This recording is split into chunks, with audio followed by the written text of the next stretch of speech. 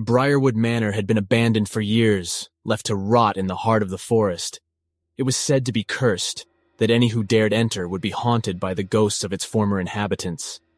But despite the warnings, Julia decided to explore the abandoned mansion, seeking adventure and thrills. She had always been fascinated by the abandoned mansion on the edge of town and the rumors that surrounded it, and she finally worked up the courage to explore it on her own. The moment she stepped inside, she knew she had made a mistake. The air was thick with the smell of decay, and the walls was covered in a thick layer of dust. The creaking floorboards echoed their every step, as if the house was alive and watching her. As she moved through the darkened hallways, she heard strange whispers and groans. Shadows danced across the walls, and strange symbols was etched into the woodwork. It was as if the very essence of the house was trying to warn her to leave. Suddenly, she heard the sound of a piano, and a haunting melody filled the air. It was beautiful and yet, at the same time, filled with sorrow.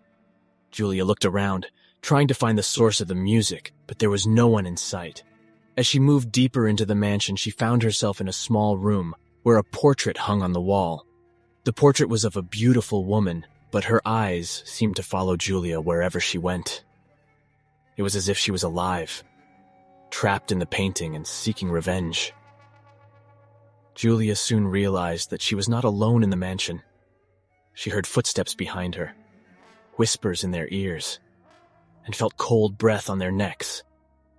She knew she had to leave, but the doors and windows was all sealed shut. She cautiously made her way down the dark, narrow hallway, feeling the weight of the house's history press in around her. As she tried to escape, she was confronted by the ghosts of the mansion's former inhabitants. The ghosts was angry and filled with hatred, seeking revenge against anyone who dared to disturb their resting place. Julia tried to escape from the ghosts, but it was no use. She was trapped at the mercy of the vengeful spirits. The ghosts toyed with Julia, leading her deeper into the mansion until she found herself in a dark, cramped basement. It was there that she saw the source of the curse, an old well that had been sealed shut.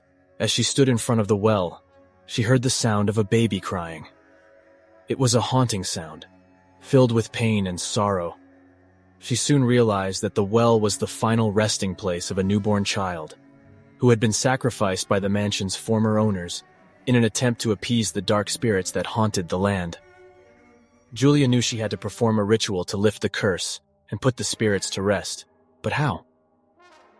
The piano. She couldn't tell why, but there's definitely something about that piano. So maybe, just maybe, if she played a song well with it, the ghosts will be appeased and the curse lifted. Her heart was pounding in her chest as she made her way back, following the melody that filled the air. As she arrived in front of a door, the sound stopped, and silence filled the air. She gulped, pushed open the wooden door, and stepped into a grand ballroom.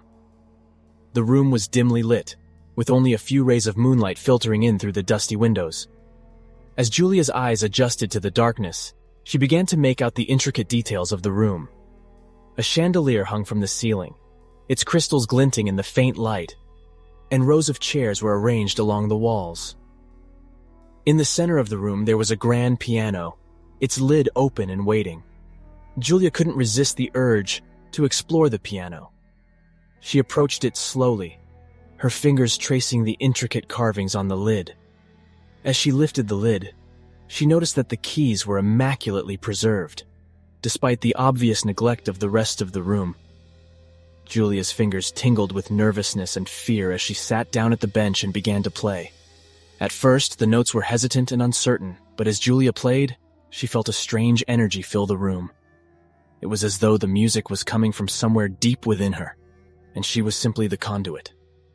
The more she played, the more she lost herself in the music until she was no longer aware of anything else around her. But then, something shifted. The air around her grew colder, and a chill ran down Julia's spine. She heard a faint whisper, as though someone was speaking directly into her ear. She tried to shake it off and keep playing, but the whisper grew louder and more insistent. Julia's heart was racing as she realized that she was no longer alone in the ballroom. She looked around frantically, but she could see no one, and yet she could feel a presence, as though someone was standing right beside her. The whispering grew louder still, until it was almost a scream, and Julia felt a cold breath on the back of her neck. Suddenly, the room was filled with an icy wind, and the chandelier above Julia began to swing violently back and forth. She tried to get up from the piano bench, but she found that she was frozen in place. The whispering was now a cacophony of voices, and Julia felt as though she was drowning in them. Just when she thought she couldn't take it anymore, the wind died down, and the whispering stopped. Julia sat there, gasping for breath, her heart pounding in her chest. She realized that the room was completely silent now, all doors unlocked, as though the presence that had been there just moments before had vanished along with the curse that trapped her in this manner. As she got up from the piano bench and made her way back through the dark hallway, Julia knew that she would never forget this experience.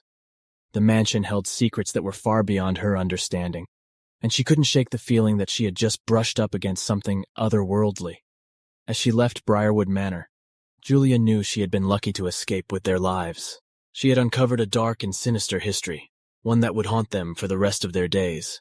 But she also knew that she had put to rest the spirits of the mansion's former inhabitants, and had brought peace to a place that had long been cursed.